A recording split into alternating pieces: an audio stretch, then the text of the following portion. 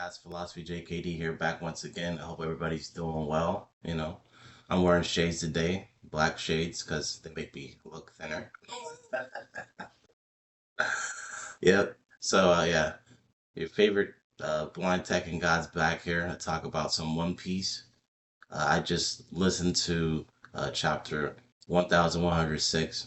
Um, we've been on a break, but the last couple chapters, I really couldn't talk on that. Bartholomew Kuma, the Jewelry Bonnie stuff, that was pretty out there. But a lot of my predictions have come true.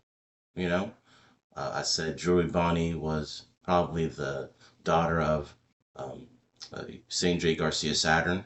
Now we find out that he did have something to do in her childhood, at least of giving her something like a double fruit through artificial means, like a double fruit drip.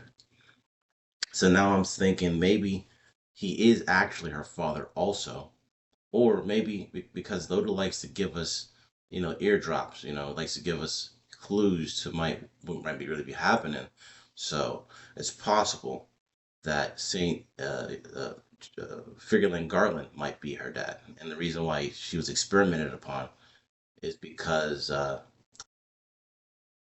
she's only half celestial dragon. That's very possible. So in this video, my review, I may say some radical stuff. You know, that's just how I am. Sometimes I say some things that, because One Piece, you have science and religion combining. Fire and ice combine.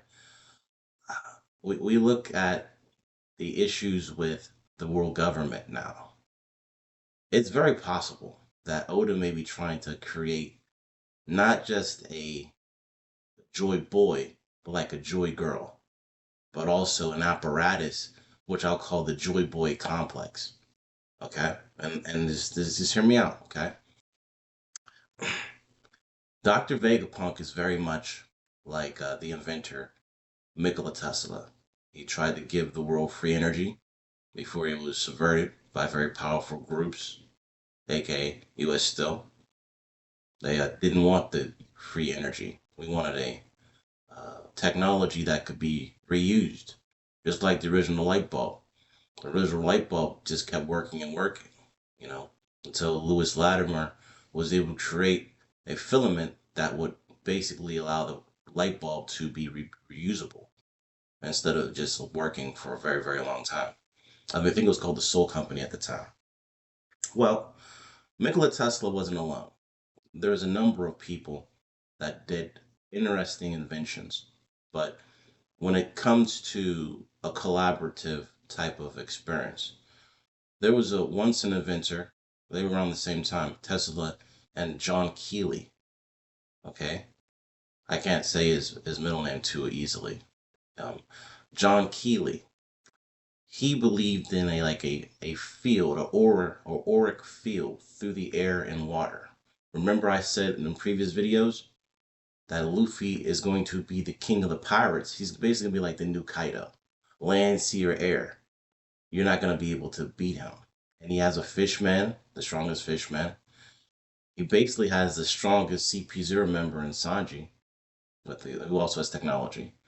And then he has a comparable person on land with Zoro. But One Piece is like a fractal type of experience, Really, if you want to look at this thing as like a tunnel, okay? And or like a coil, or like a centrifuge. On the other sides of it, you have things that tell you what these people are going to be. For example, Dragon is Luffy's father. Luffy fights against a dragon named Kaido in Wano. Okay. Imperial Vankov performed the miracle. Okay. Bartholomew Kuma just maybe performed the miracle on AK by somehow being able to save his daughter when he's not supposed to have a will of his own. So, in essence, the three big people of the Revolutionary Army are like the three wise men. The three wise men basically pointed the way to their Messiah. In this case, the world government's devil, But in Wano, you have the dragon. You also have king. Okay. And then you also have queen. So queen, king, and Kaido parallel the three Revolutionary Army heads. How does that? How? Well, queen. It says Imperial Vankov is a drag queen, in essence. Rather stressing. Uh, King, the Marian, is from a race thought to be extinct, right? But also Bartholomew Kuma is a king thought to be of a group extinct, the Buccaneers. And you can do the same thing for Big Mom, okay? I believe that the Big Mom pirates, however, parallel the celestial dragons. She's a god of destruction, okay? And you could break down all of this. You guys look into it. I don't want to make this video too long, okay? So we've already seen an auric field already in Wano. Shanks was somehow able to send out his hockey over a long distance that deactivated the double fruit ability of a basically an admiral, a high level admiral. In my opinion, I don't think that Green Bull is the weakest admiral. Maybe he has the weakest mental perspective because he will acquiesce to the celestial dragons. However, no, I think he's one. I think he's actually worthy. If I think that the original admirals will all turn. If there's one that doesn't turn, it's probably going to be um, Green Bull because he's not one of the primary. Well, it's possible he turns too. Don't quote me on that. Okay, don't quote me on that. But it looks like we have some really interesting parallels. The world government's after Luffy. They know that he's a Joy Boy, but people have been waiting for Joy Boy. It's like Biden said, if I'm elected, surge the border. So now the world government has called a buster call, and now because uh, Big News Morgan probably put it out there, and people know that Luffy's Joy Boy, and now there's a trucker rally surging to Egghead. But we all know that Luffy's going to Elbaf because everything's bigger in Texas, a place where celestial dragons are and gods go to die and live. So that's most of my thoughts thus far on 1006. But I have some other minor predictions. Okay, don't want to make this too long. Okay, I believe that just as Blackbeard wants to join the world government, he will be the one emperor that definitely will not join under Joy Boy. He wants to be the Joy Boy. You look at his liberation, his techniques. Look how he wants to leverage power to join the world government, and the world government will accept him because right now people are defecting from the government. The admirals will become whistleblowers. The Marines will get a new sense of faith in Joy Boy because they really realizing what they're actually serving through the Gorosei. Okay, the government is being exposed. The wheats are being separated from the tares, the sheep from the goat. So Joy Boy's here, but you think he's here to bring about peace on earth, but rather a sword to make a great division in the world. There you go. And that's what's going on. Kind of mimics real life in a way. Art imitating life. The lines between science and religion being separated apart because when you look at Vegapunk's technology and Luffy's ability, they complete each other. Vegapunk is missing a particular energy source that would make his internet and really evolve the world very quickly. Almost like how Bruce Lee uh, broke down the borders of fixed martial arts, which led to mixed martial arts and an expanded consciousness where now the general population are now practicing martial arts like military minds do, you know? based off effectiveness. But at the same time, Vegapunk's technology will actually complete Luffy. Luffy has a stamina issue. But now, guess what? Joribani has control over 50 pacifistas, and there probably could be more made now. So Kuma may be dead, maybe not. I don't think I think it's irrelevant. I think that in some other universe, I'm right about everything, you know. But you never know in this universe, this dimension, when it will break apart and create a whole new subdensity of the subdensity of another dimension. Okay, the dimensions aren't limited; they're actually infinite, being created subfractally.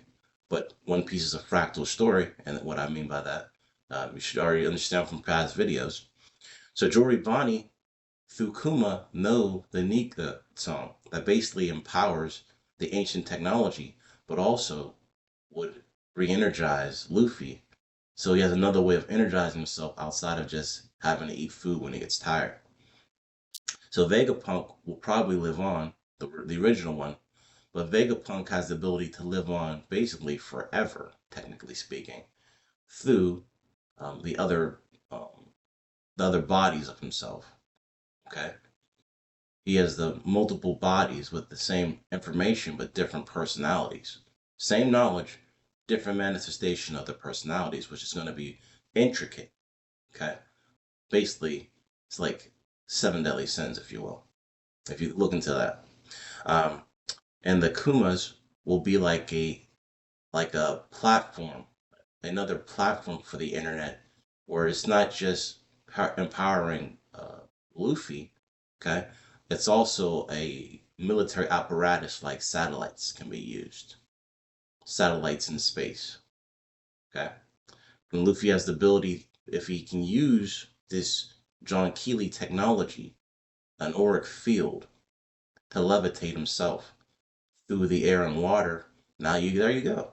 Luffy's the strongest pirate lands the water, but he also has the ability through the internet to free people from that passively, just like we saw with Shanks and Elbaf. I mean, just like we saw with Shanks and Wano, to project the energy field outward. And we saw it actually. Spoiler: we saw a little bit of that in Film Red when Shanks and Luffy did a joint attack. And look at the symbolism in that. Okay, like Griffin and Lion, the Rudy, the Rudy, the Rudy. They call the Sphinx. Okay, which is actually not to get too into their information. The Egyptians called him Methead, her Methead. But in this sense, you had a lion's head on the Sunny, the original Sunny. So there's interesting things there, and you have the Griffin recognized as one of the beings, noble beings that came down, destroyed the Tower of Babel. Griffin, the celestial dragons come down and destroy the people. So you have very interesting parallels there. Very interesting stuff's going on. Looks like there's going to be a bye week for Ryota. So got time to think about some of this stuff I put out there. Hope you enjoyed some of the content I put out. Um, Feel free to drop a comment and a like if you want, or you could build off the stuff I'm saying. I think that Oda listens to the community, and I think that he kind of like takes what he wants in a way and tries to present information differently than we present it. We co-create our reality. Nobody's a true victim in a sense. It's not that you feel like you're a victim; you are a victim. You're not imprisoned. The true prison is in your mind. Even if you're behind bars.